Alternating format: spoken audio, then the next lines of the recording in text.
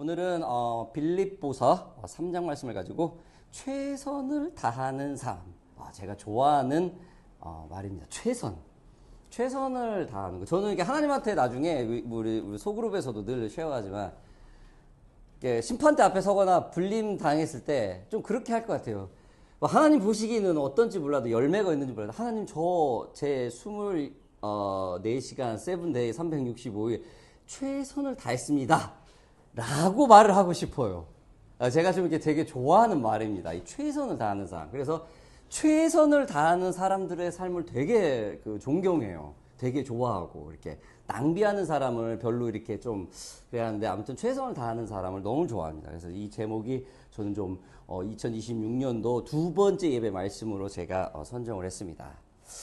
자, 오늘 이 본문 말씀은 빌립보 교회에 이 사도 바울이 제 두 번째 전도 여행이죠. 사울의 2차 바울의 전도 여행 기간인 AD 49년부터 52년 사이, 즉 이 대략 한 3년 사이에 써진 걸로 추정되는 서신입니다.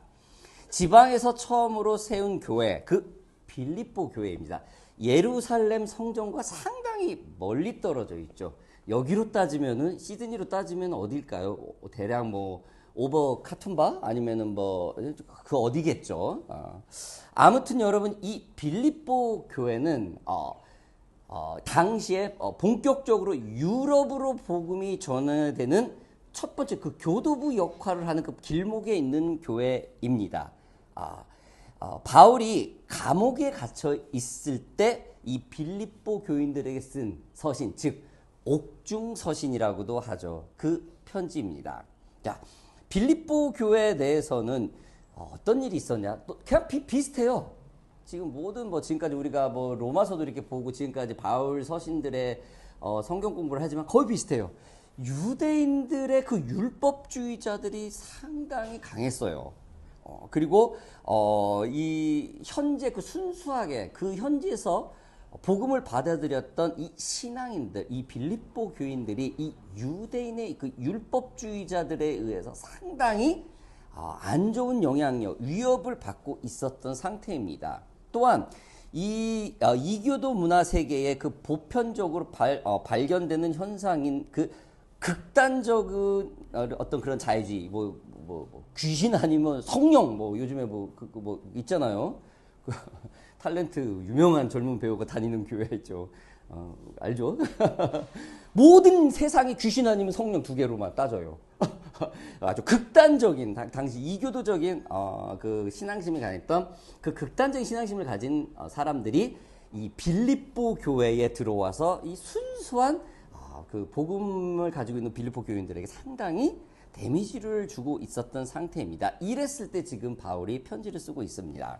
자, 오늘 본문 말씀이 3장 1절에서 4절에는 이 복음에 대해서 그럴싸하게 아주 달콤하게 혼돈을 주면서 모든 혼돈을 유발시켰던 율법주의자들과 반도덕주의자들을 경계하면서 분명하게 표대를 향하여서 정확하게 중심을 가지라는 그런 권면의 내용이 하고 있습니다.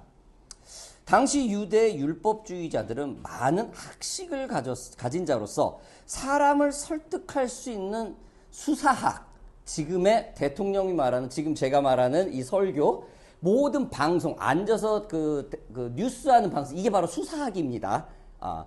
내가 가지고 있는 지식과 내가 가지고 있는 모든 것을 상대방에게 전달을 해서 긍정적인 걸 잡아내기 위한 게 바로 수사학이에요.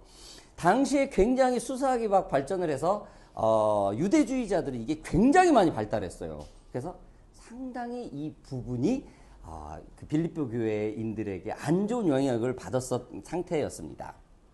아무튼 여러분이 이 빌립보 교회는 이 유럽 교회의 예수 복음이 전파되는 결정적인 세트를 잡고 있는 이 상황에서 굉장히 혼란을 겪고 있었다라는 것이죠.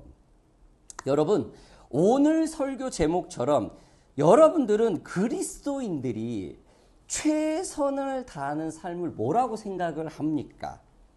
세상은 질문을 하죠. 그냥 성공하면 된다. 경제적으로 풍요하면 된다. 잘못을 경찰이나 남편, 아내, 자녀, 부모에게 안 들키면 된다. 그러면 그냥 계속 가죠. 세상은 그게 그냥 성공했다고 그래요. 근데 크리스찬은 좀 틀리죠. 복음이 묻고 있죠, 늘. 하나님 앞에서 얼마나 우리가 인정을 받을 수 있는가, 이거죠. 하나님 앞에서 우리의 삶이 얼마나 신실했는가. 완벽한 사람은 이 세상에 한 명도 없겠죠. 예? 하나님 앞에 어떻게 우리가 회개를 하고 갈 것인가, 이 접근으로 하면 될 겁니다. 아마 저 개인적으로는 하나님 앞에서 최선을 다해서 주님의 마음을 구하고 내 잘못을 회개하면서 사는 삶, 이게 최선을 다하는 삶 중에 하나이지 않을까요? 그죠? 저는 그 생각 중 그걸 주장하는 사람 중에 하나입니다. 아무튼 하나님의 크리스찬의 관점에서 최선을 다하는 삶은 하나님 앞에서 그동안 얼마나 많은 과정을 좋게 과정을 지냈냐, 이거죠. 이 결과로는 모든 심판, 모든 결정은 하나님의 몫입니다. 세상의 삶은 아까도 얘기했지만 어떤 잘못을 저지르고 뭘 해도 아무렇지도 않아. 안 들키면 죄가 아니야. 그렇죠? 그냥 나중에 그냥 좋은 결과로 부와 명예만 갖고 있으면 그걸 최고로 하고 있대요. 하나님은 그렇지 않죠. 삶을 다 개수하죠. 우리가 이제 하나님 심판대 앞에서 예수를 믿지 않는 사람은 그 심판대도 못 씁니다. 너는 잘했냐 못했냐, 그 심판대도 없어요. 우리 예수 믿는 사람은 그 하나님 심판대 앞에 서요. 주님 이러기를 왔습니다. 아무튼 결과는 하나님의 몫입니다. 바울은 당장 이 결과를 볼 수 없이 굉장히 결과가 나온 것처럼 혼란을 주고 있는 이 유대인들, 수사학으로 상대방의 마음을 그럴싸하게 설득이 아주 능했던 이 유대인들에 대한 많은 안 좋은 영향을 받고 있던 이 교인들에게 이렇게 말을 합니다. 12절 말씀 보겠습니다. 내가 이미 얻었다 함도 아니요 온전히 이루었다 함도 아니라 오직 내가 그리스도 예수께 잡힌 바 된 그것을 잡으려고 달려가노라. 뭡니까? 현재 진행형입니다. 현재 진행형입니다. 뭐 저 사람이 성령 충만했다고 해서 와 대단하고, 저 사람이 잠깐 주님 앞에서 이렇게 조금 우리가 좀 나태해지고 있다 해서 뭐 누가 정죄하거나 잘못했다고 함부로 말할 수 없다라는 거죠. 진행형이라는 거죠. 우리는 그저 격려하고 그들을 위해서 기도하고, 그쵸? 또한 우리의 삶 중에서도 기도를 받고. 여러분, 이게 바로 성장하는, 최선을 삶에 향하는 그 성장하는 과정에 있는 사람 아닐까요? 사도 바울은 놀라운 믿음의 사람이었지만 정말로 예수를 만난 이후에 거의 흠잡을 수 없는 복음의 역할을 했던 사람이지만 그 또한 뭐라고 고백을 합니까? 내가 이미 얻었다 함도 아니요 온전히 이루었다 함도 아니라, 그냥 진행형이라는 거예요. 내가 지금 예수 이 복음을 전하고 목숨을 걸고 복음을 전하는 것도 그저 진행하고 있을 뿐이다. 어떠한 결과도 얻질 못했다라고 말을 하고 있습니다. 바울은 자기 만족에 머무르지 않았습니다. 신앙은 이 정도면 됐다 해서 멈춰버리면 여러분 신앙은 다운이 됩니다. 그래서 신앙과 경제학은 동일하게 보는 학자들이 많죠. 경제도 여러분 이만하면 우리나라가 부강해, 우리 집도 이 정도면 됐어, 멈춰버리면 곧바로 가난이 옵니다. 신앙도 마찬가지로 나 이 정도면 영적 충만하고 이 정도면 성경 말씀에 충만해, 멈춰버리면 나태해져요. 그렇지 않아요. 끊임없이 주님 앞에 구원을 구해야 됩니다. 이것이 바로 신앙의 기본 원리입니다. 여러분, 성장하는 사람의 특징은 뭐를 합니까? 늘 최선을 다하죠.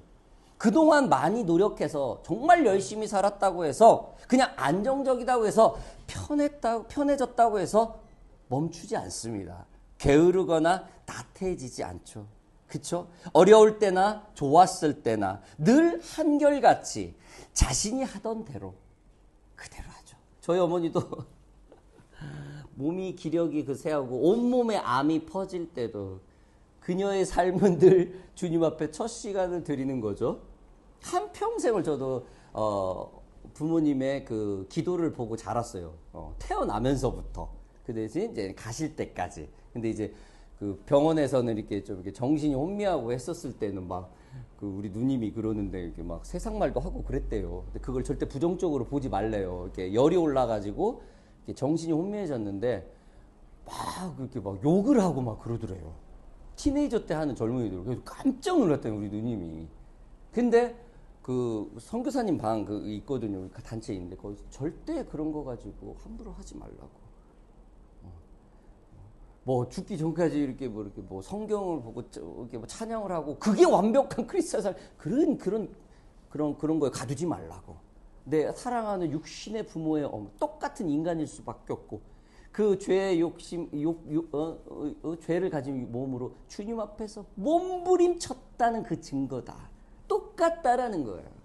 그러나 하나님 앞에서 가서 모든 것을 계수받고 천국에서 영생의 고통 없는 곳에 있던 그 날을 생각하라 라고 누가 조언을 해주더래요. 그래서 마음이 완전히 편했다고 그러더라고요. 저 또한 어머니 입에서 그런 얘기 그런 상스러운 말이 나올 거라고 생각도 못했었어요. 근데 혼수 상태 이렇게 열이 올라가지고 이게 뭐라 그러죠? 이렇게 정신이 이렇게 뭐라 그러죠? 뭐라죠 한국말로? 오락가락 할 때 그때 그게 온대요. 근데 누구나 다 그렇대요. 그게 해서 막 천국 방언을 5가지를 하고 어떤 교회 대형교회 목사 사모님도 치매가 와가지고 하는데 막 그렇게 막 상욕을 하고 하더래. 그렇게 한번 오니까 절대 그런 거 갖고 평가하지 말라. 조심해라. 우리 크리스찬은 그런 거 갖고 평가하는 게 아니다라는 거예요. 그의 삶이 어떻게 주님 앞에서 몸부림쳤고 얼마나 노력하면서 예수 앞에서 몸부림쳤는지 그거 우리가 평가하는 거다. 우리는 참 그 말을 듣고 굉장히 일리 있죠. 우리 바울도 그러는 지금 오늘 본문 말씀을 지금 바울도 그런 거 아니겠습니까? 그 어떤 것도 지금 결정된 것이 아니다.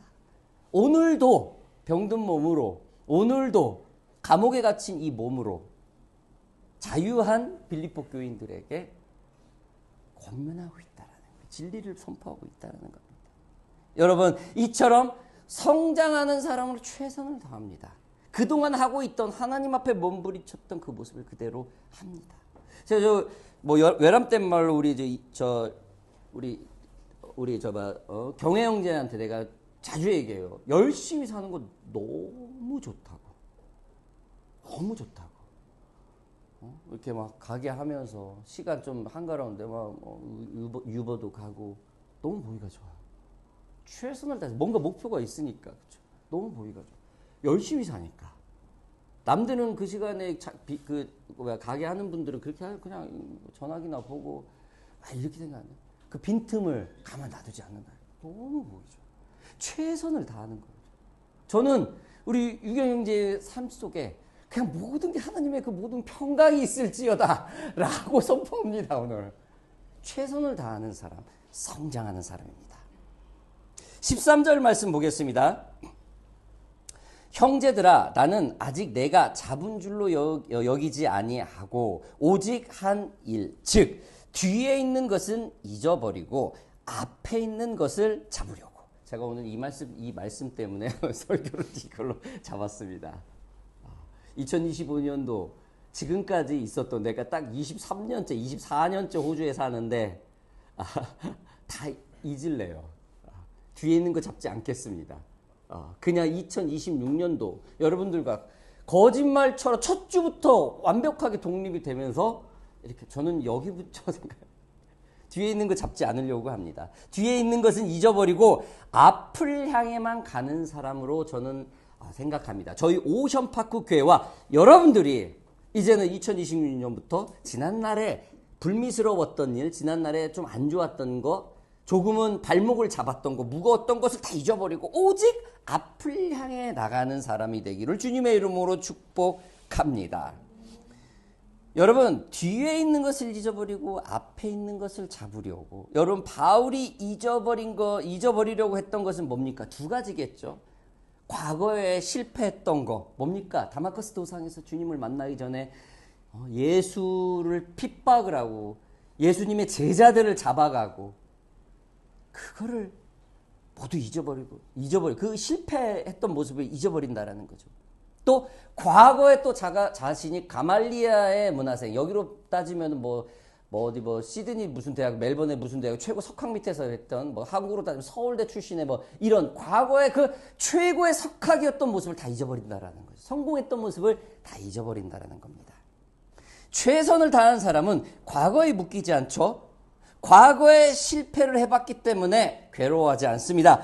과거에 성공을 했던 것 때문에 지금 자신이 우월하거나 비교하지 않는다라는 거죠. 당장 내 앞에 하나님이 주신 오늘 하루, 나의 가정, 나의 자녀, 나의 부모, 나의 교회, 나의 직장, 이거에 최선을 다하는 겁니다. 저 또한 개인적으로 오늘 말씀을 묵상을 할 때 이 빌립보서 13절 이 말씀을 듣고, 어떻게 보면 내가 올해 무거운 마음으로 이렇게 시작을 할 수도 있었었는데 다 잊어버리고 하나님께서 새로 주신 거다. 새롭게 시작해라. 얘기죠. 저희 하나님은 한방의 하나님이라고. 화끈하게 끝내요. 화끈하게 바뀝니다. 그냥 깔짝깔짝 조금씩 얘기하지 않고 화끈하게 바뀌어요. 저는 저희 하나님은 화끈한 하나님이에요. 아무튼 과거의 일을 모두 잊고 앞으로 나가는 저와 여러분들이 되기를 주님의 이름으로 축복합니다. 자, 마지막으로 우리 14절 말씀 보겠습니다. 표대를 향하여 그리스도 예수 안에서 하나님이 위에서 부르신 부름의 사랑을 위하여 달려가노라. 최선을 다하는 사람은 뭡니까? 포기하지 않고 달린다. 끝까지 어웨이 하는 사람이죠. 끝까지 가는 사람이죠. 우리 여기 계신 분들 끝까지 하는, 우리 가끔 끝까지 포기하지 않는 거로 내가 좀 가끔 종종 설교에 성철 형제님을 많이 얘기를 하죠. 그렇죠?